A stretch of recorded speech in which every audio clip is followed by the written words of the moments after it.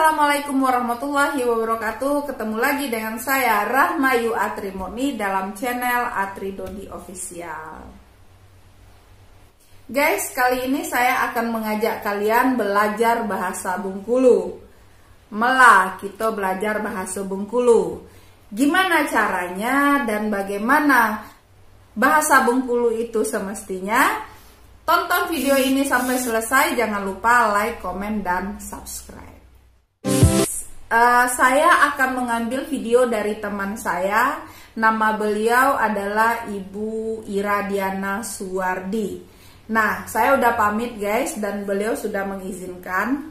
Beliau itu adalah teman saya. Jadi karena videonya inspiratif dan mungkin teman-teman di luar sana lagi dekat dengan orang Bengkulu, atau lagi merantau ke Bengkulu, atau memang keturunan Bengkulu tetapi tidak paham bahasa Bengkulu.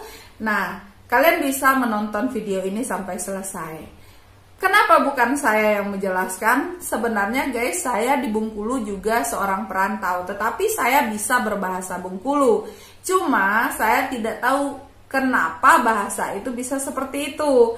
Nah, kita akan meminta bantuan mereka yang lebih pakar. Nah, inilah video dari Ibu Iradiana Suwardi. Ini Liminho nanya kata pacaran itu apa gitu kan. Nah, kalau di Bengkulu itu bahasanya metean gitu kan. Aku juga nggak tahu nih kenapa jadi bahasanya itu metean gitu ya. Apa menjadi apo, kita, kito gitu kan.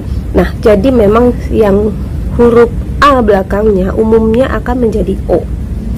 Coba deh kita misalnya iya menjadi iyo, lama menjadi lamo, kemudian apa menjadi apo, mengapa menjadi ngapo atau mengapo, pakai O ya di belakangnya. Dan bahasa, bahaso, apalagi ya, bisa juga ternyata jadi ternyato gitu kan. Jadi semua rata-rata itu pakai O belakangnya kalau akhirannya A gitu ya. Guys, sebelum lanjut, jangan lupa di like, komen, dan subscribe video ini. Kemudian jangan lupa juga ini ada link YouTube video Ibu Iradiana Suwardi. Jadi YouTube-nya Iradiana Suwardi. Jangan lupa di subscribe juga ya guys. Oke, kita saksikan penjelasan beliau tentang bahasa Bengkulu. Secara naluri itu jadi berubah sendiri gitu kan. Mamat menjadi mame, dayat menjadi daye, ya seperti itu kira-kira. Kita simak huruf-huruf il yang menjadi i, at yang menjadi e, apa-apa saja. Ini ya, cek.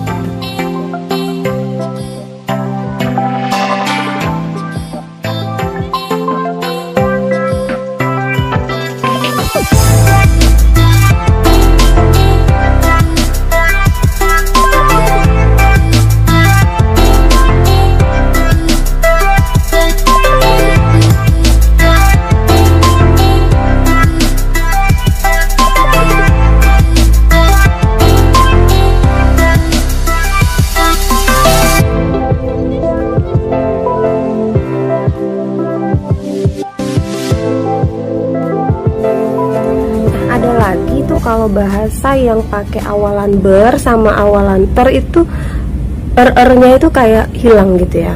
Nah, kalau orang sini tuh bilangnya kayak Bengkulu Bekare, kau tuh ya kayak hilang waktu pembagian huruf R tuh dia nggak dapet gitu. Tapi hampir rata-rata kita tuh ngomongnya juga R-nya jadi kayak hilang gitu ya. Misalnya terbuang jadi tebuang gitu kan, langsung R-nya tuh hilang jadi tebuang gitu kan.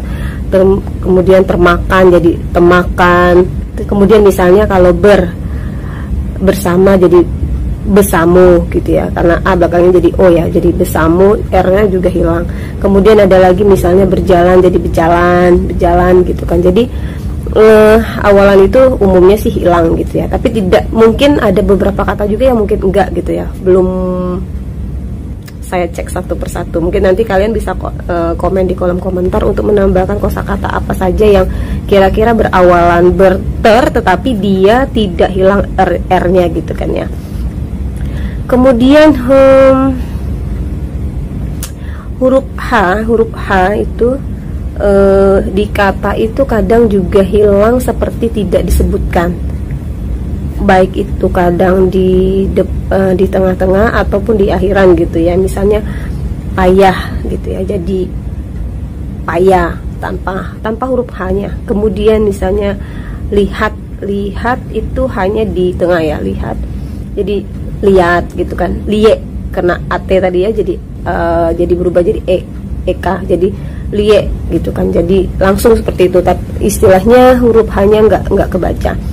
Kemudian hendak kan di awalan huruf H, biasanya kita sering menuliskan huruf H di awalan, hendak itu jadi endak gitu aja. Kemudian misalnya pergilah gitu kan, pakai H seharusnya jadi pergilah gitu kan. Kemudian sekolah juga, misalnya sekolah kan pakai H ya. Di sini kalau orang Bengkulu ngomongnya sekolah aja. Kamu pergi nggak sekolah gitu kan? Kau pergi nggak sih sekolah gitu kan? Satu lagi tuh yang ciri khas banget itu misalnya huruf satu kata yang akhirannya itu as itu biasanya berubah jadi e. Puas misalnya menjadi pue gitu kan. Kemudian lemas menjadi leme. Kemudian jelas menjadi jele, kemudian cemas menjadi ceme. Nah, kira-kira apa lagi ya? Kita cek di sini ya.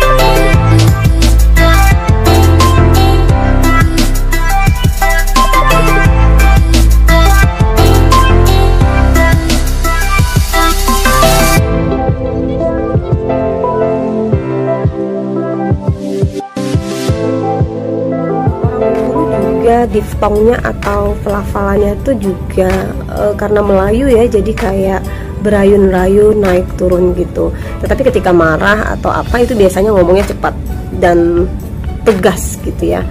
Nah, semoga kalian tertarik untuk belajar bahasa Bengkulu. Kemudian ini dari sisi bahasanya, nanti mungkin ada bahasa-bahasa lain.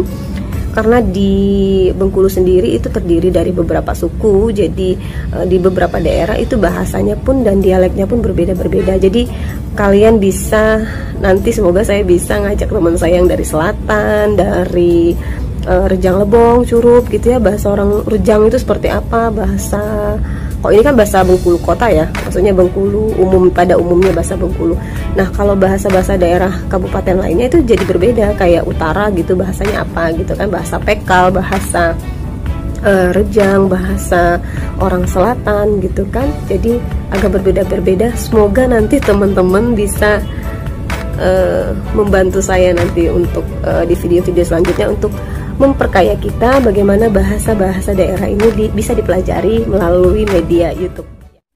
Nah guys, setelah kalian mendengar penjelasan dari Ibu Iradiana tadi, cukup jelas kan kenapa bahasa Bengkulu bisanya seperti itu. Bisa yang akhiran A menjadi O, akhiran siapa menjadi siapo.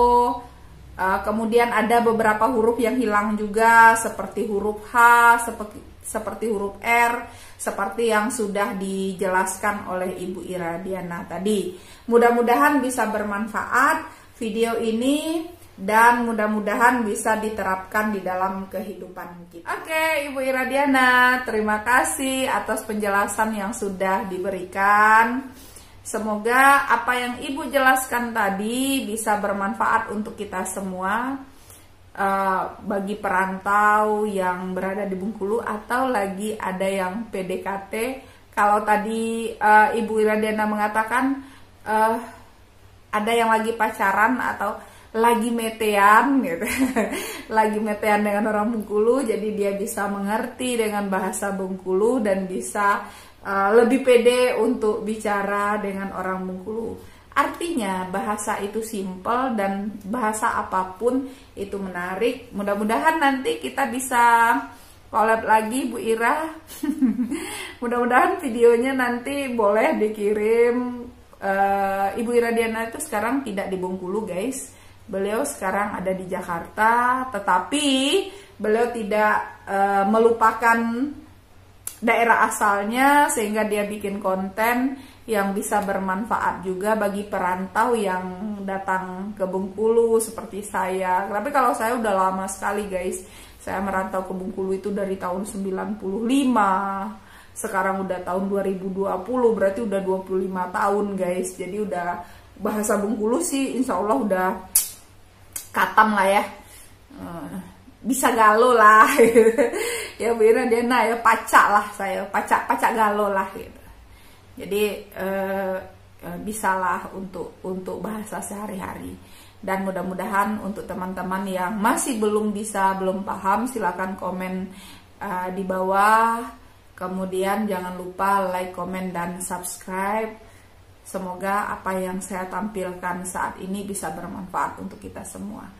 Wassalamualaikum warahmatullahi wabarakatuh.